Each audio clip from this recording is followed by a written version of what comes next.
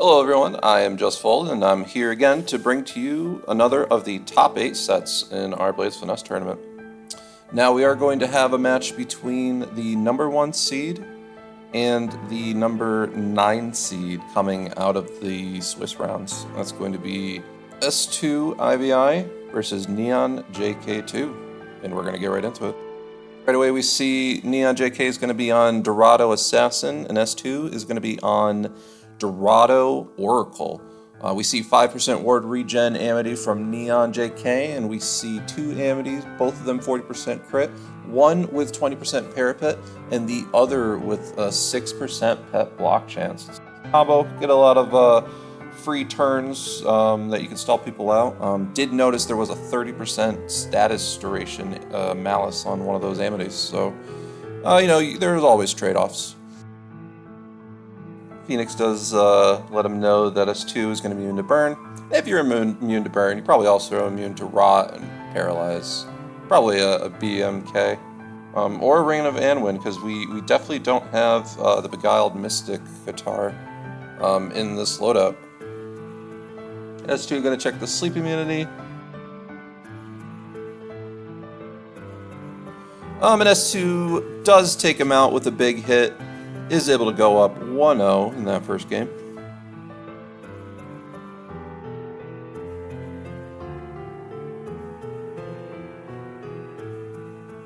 Alright, getting back into it, looks like S2 does lead out by putting NeonJK at half health right away.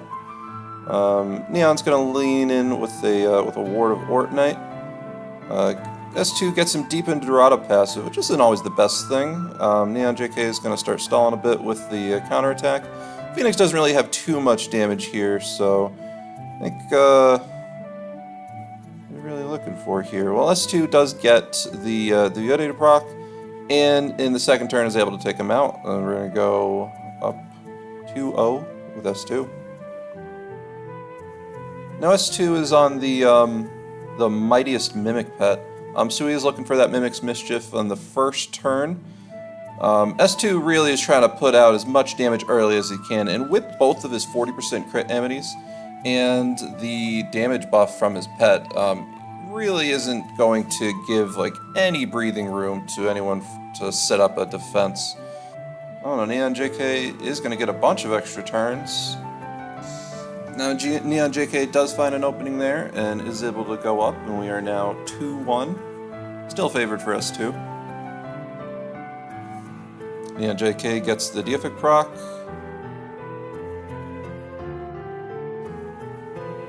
Now S2 does get himself low with the quad edge there, but does kind of leave himself open for a big hit, and we are going to bring it back to 2-2 going into Game 5 in this first set.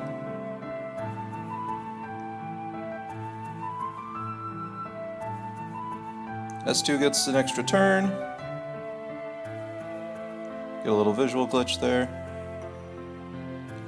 Gets an important miss, a lucky miss, because that probably would have killed him attacking into the counterattack. And NeonJK is going to get a bunch of avidity procs here.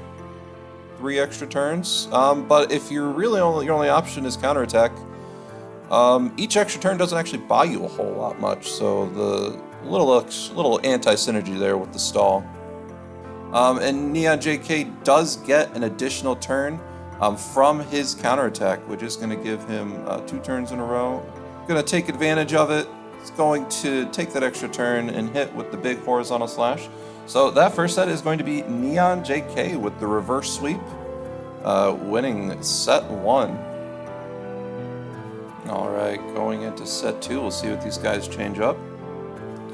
Does look like S2 is going to switch to the Oceanus pet and is on a Bayo Origa Raider build. Very interesting. So S2 is looking to have an answer to that counterattack stall, which proved pretty effective in that first game here. Imagine the game plan is going to lean in, let the pet do most of the damage, and just try to put up a pretty sizable defense. So NeonJK isn't going to really have any opportunities to take him out with a hit on the counterattack stall.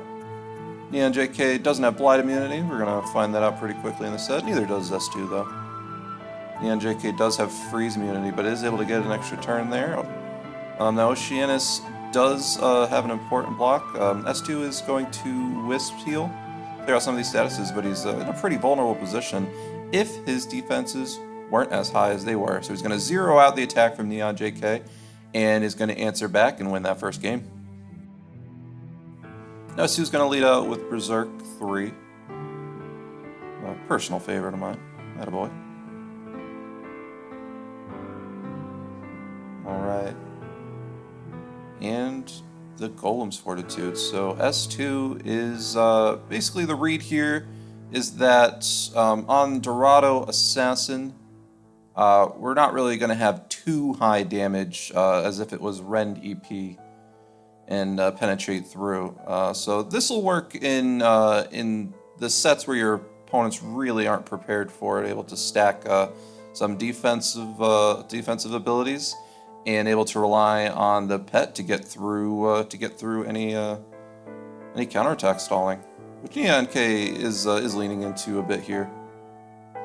NeonJK really is going to need to buff his damage in order to punch through the defenses here. But does opt for an Ultima, so there's a turn here we can heal. But you know, we get the important block chance here from S2, and S2 is able to take him out. Take him out 2-0.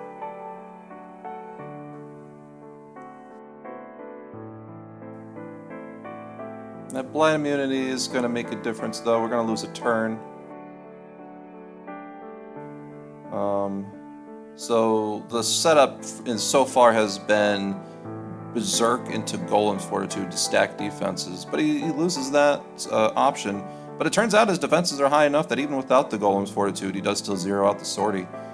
So NeonJK without really too many viable offensive options here, except for the Ultima, which does get zeroed out. Those are some high defenses, I'll say.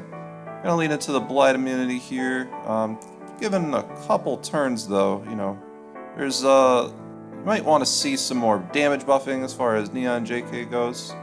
And it is the Tower Fall that cleans him up with the big 84k hit. And that is going to be S2 on the clean sweep in the second set. We are now 1-1 going into set 3. Alright, we can see right away that S2 is on a Blades of Finesse build here. Looks like NeonJK is going to maintain the build he has had for the first two sets.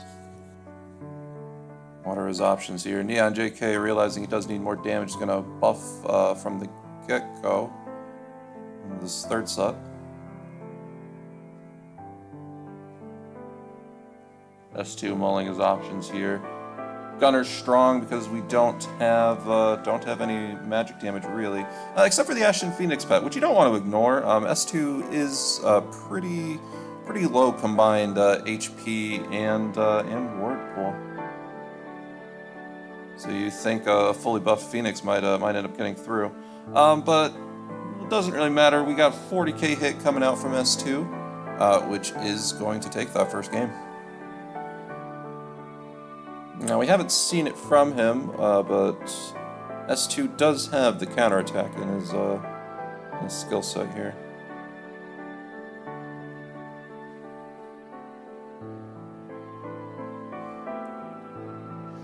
Ooh, freeze immunity, that's going to be important, especially on the Oceanus pet. That's going to be one of the better immunities you can get in the first two turns with a 40% chance to miss your turn. S2 is going to gain an important avidity turn, and is going to take him out with a big hit.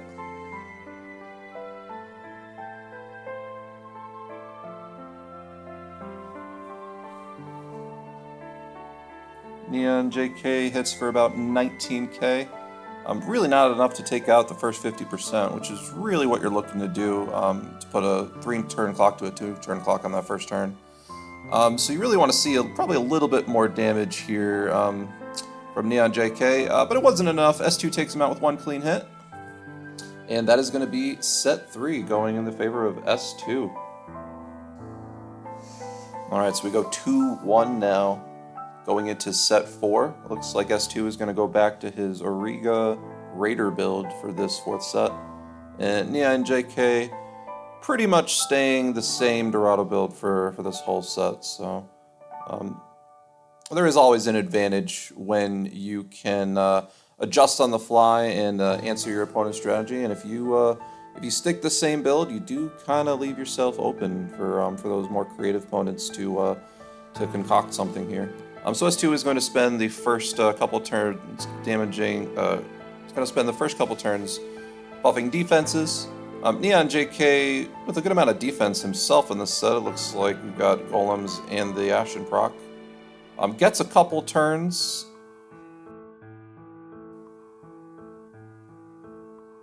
He's got him close, but not the whole way, and S2 is really able to just smother him here with a high defense build.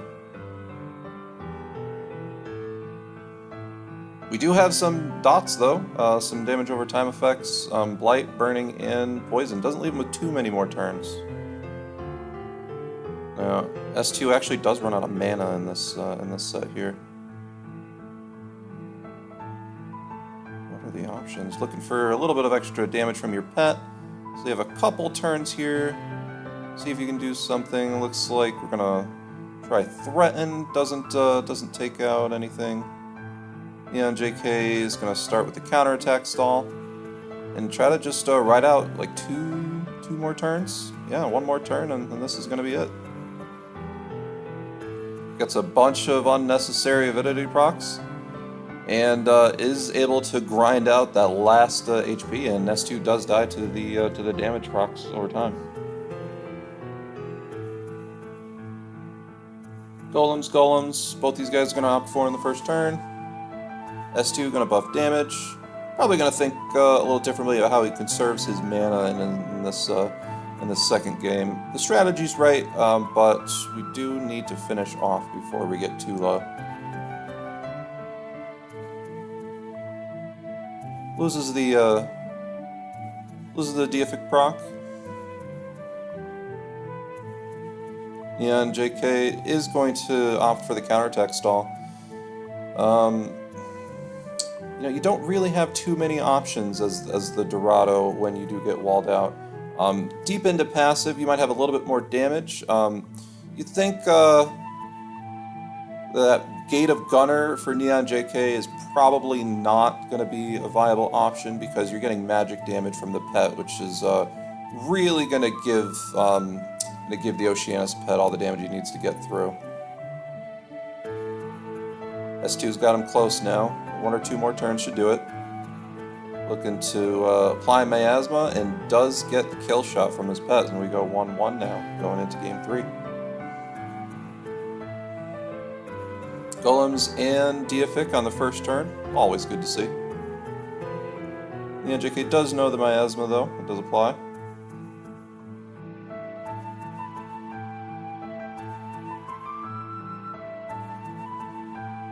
S2 with the Berserk. Defenses should be as high as he needs them right now.